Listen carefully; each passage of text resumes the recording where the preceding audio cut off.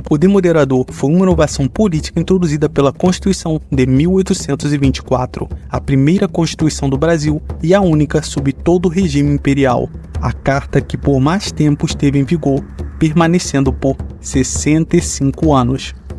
Este poder tinha como objetivo garantir a estabilidade do governo e a harmonia entre os demais poderes, desempenhando um papel crucial no sistema político do Império. Sua origem e conceito estão diretamente ligados ao pensamento político de meados do século XIX, particularmente influenciado pelo filósofo francês Benjamin Constant. Antes de continuarmos, não esqueça de deixar o seu like, se inscrever no canal e ativar o sino das notificações.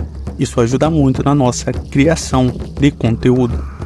E sem mais delongas, vamos para mais um vídeo.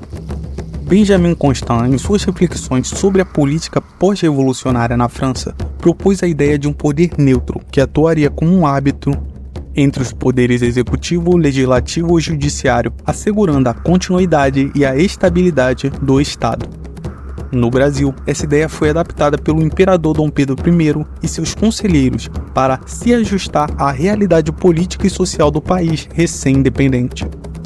A Constituição de 1824, outorgada por Dom Pedro I, estabeleceu 4 poderes oficialmente: executivo, legislativo, judiciário e, claro, o poder moderador. Este último era exercido exclusivamente pelo monarca, que tinha a prerrogativa de manter o equilíbrio entre os demais poderes e assegurar o pleno funcionamento harmonioso do governo. As funções do poder moderador incluíam nomear e demitir ministros, dissolver a Câmara dos Deputados, sancionar ou vetar leis, convocar e dissolver assembleias e garantir a execução das leis em todo o território nacional, além da integridade do país.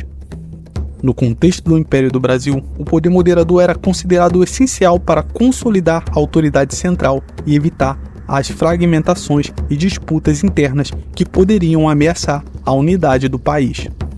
É importante lembrar que a estrutura política e administrativa do Brasil ainda estava em formação e a figura do imperador, com poderes amplos, era vista como um elemento de estabilidade e continuidade.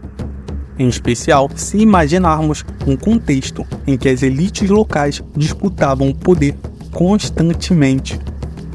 Durante o reinado de Dom Pedro I, o uso do poder moderador foi frequentemente controverso.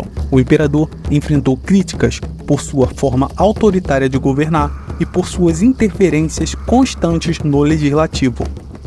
A insatisfação culminou na abdicação de Dom Pedro I em 1831, deixando o trono para seu filho Dom Pedro II, que tinha apenas 5 anos na época.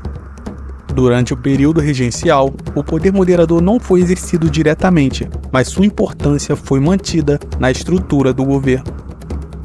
Com a declaração da maioridade de Dom Pedro II em 1840, o poder moderador voltou a ser central na política brasileira. Dom Pedro II, ao contrário do seu pai, utilizou o poder moderador de forma mais sutil e equilibrada, o que lhe permitiu governar por quase 50 anos com uma relativa estabilidade política. Ele nomeava ministros de acordo com a situação política do momento, buscando sempre manter o equilíbrio entre as forças conservadoras e liberais do país. O poder moderador também permitiu ao imperador dissolver a Câmara dos Deputados e convocar novas eleições, uma medida que foi usada para resolver crises políticas e garantir que o legislativo representasse melhor os interesses nacionais. Apesar disso, o uso dessa prerrogativa nem sempre era bem visto, como já poderia ser esperado, especialmente quando utilizado de forma a favorecer um grupo político específico. E essa era de fato uma acusação frequente. As interferências do poder moderador no judiciário eram menos frequentes, mas o imperador tinha o direito de nomear juízes para tribunais superiores, o que influenciava a administração da justiça no país. A figura do imperador como árbitro supremo das disputas políticas e legais garantia que sua influência se estendesse em todas as esferas do governo. A presença do poder moderador também refletia as peculiaridades do sistema monárquico brasileiro, que buscava conciliar tradições europeias com as realidades locais de um país recém-independente.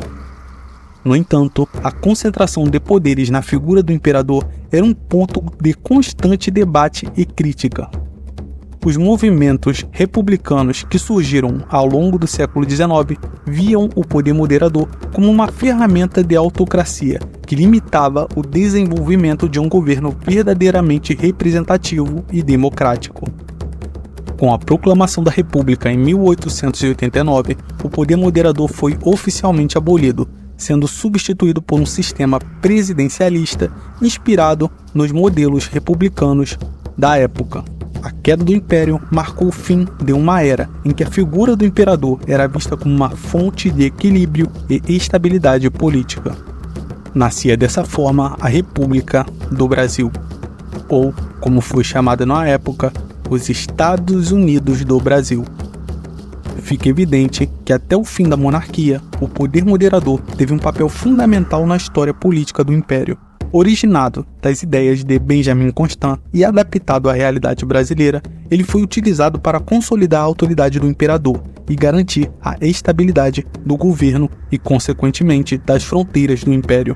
Durante o reinado de Dom Pedro I, e especialmente Dom Pedro II, o poder moderador serviu para mediar os conflitos entre os poderes e manter a unidade nacional.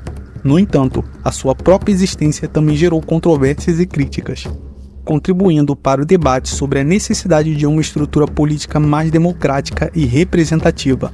A abolição do poder moderador, com a própria proclamação da República, refletiu uma mudança na forma do governo do Brasil e uma busca por um sistema político mais equilibrado, embora fique evidente que nem sempre isso é possível.